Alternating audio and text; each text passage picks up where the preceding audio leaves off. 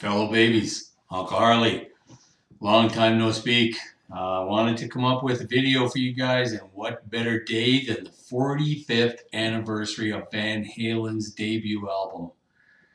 I don't know how many times I've listened to it today. I did a workout with it. I just listened to it while I was cooking. I put it on the turntable this afternoon to enjoy it, and yeah. I've got the funny thing is the picture you see at the beginning of this video, the thumbnail is an actual picture of my Van Halen 1 collection. I don't know I have a cassette somewhere. I'm not sure where it is. Some of my cassettes are still packed up, but yeah, the CD and 2 copies of the album. I needed a backup. Yeah, the iconic debut album from the brothers Van Halen, David Lee Roth, and Michael Anthony that changed rock and roll, man. It was one of those albums. You know, it was like, there are a few albums like that throughout history. Guns N' Roses did it in 1987 with Appetite. You know, that just kind of all of a sudden things are going like this, and you know, they completely changed the path. Van Halen's debut gave rock and roll a kick in the ass. Anyway, yeah, while enjoying that, I mean, what is it? Not even a month after, not even, what, 3 weeks after Edward's birthday. So that's kind of cool. That must have been a heck of a belated birthday present for him. I was saying earlier to someone else that I often wonder if there's an in the beginning of I'm the One. I always wondered if that was Dave sitting there listening to these tracks going, oh my God, this is going to be amazing. Did you know ahead of time, Dave? So yeah, that's kind of a very cool album.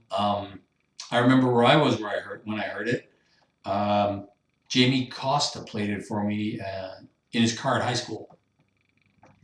My first concert was Van Halen the following year in '79. I don't even know if it was the following year. I think it was the same year. He played it for me. One had been out, the debut had been out for a while, and I was ignorant. And in '79, I think it was that Jamie introduced me to that in the second semester. And because, yeah, we had a class together. Weirdest thing in high school. We're talking about 1979 here. And yeah, we went to, in September, we went to the 1979 concert together. So yeah, that was kind of cool. Thank you, Jamie, for turning me on to, Van Halen. To me, I can be nothing but thankful that I was able to exist in a universe at the same time as the Van Halen brothers in their explosion of talent. So yeah, thank you guys. Thank you very much. That music was life-changing, in fact. In other news, I hear the Who are touring. They're supposed to be arranging a 23 tour through the UK, so I thought they were the first ones to announce a farewell tour back in, I won't even say when, 79? 90s, I think. What else is in these headlines? Oh my God.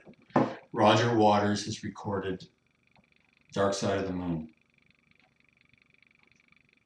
without Pink Floyd because he's mad and there's anger. The band hate each other.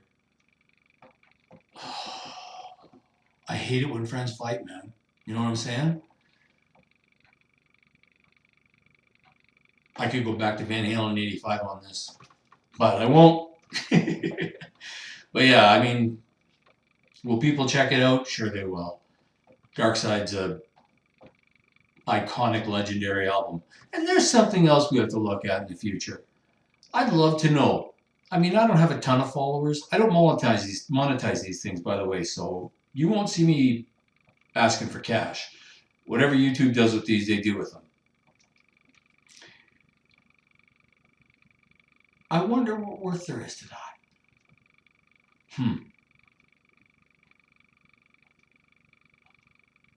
Yeah, I don't know. Anyway, my original train was legendary. What does it take to be legendary? Muddy Waters, I think, is legendary. The Rolling Stones, the Beatles, one of those terms that we use, and I noticed Michael Desbars and myself follow each other on Twitter, and he was discussing this the other day. People use legendary kind of as a throwaway term, and yeah, I mean when you lose someone that you care about or that means something to you, in my case, in Eddie Van Halen. But I mean, I don't know of anyone that it applies to more.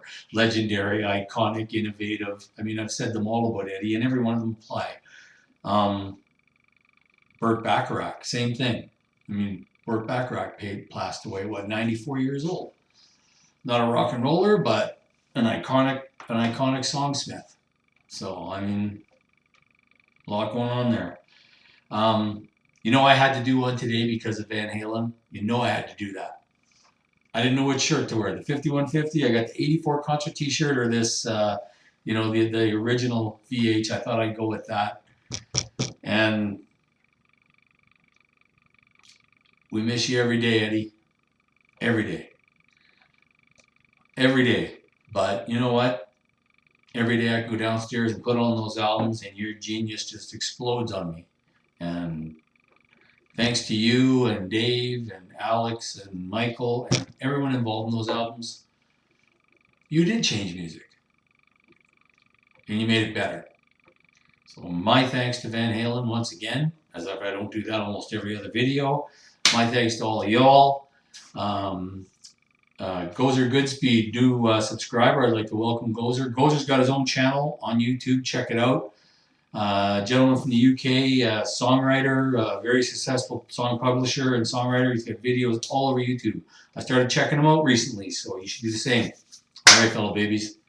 You know I love you. Take care and be kind to each other. Peace.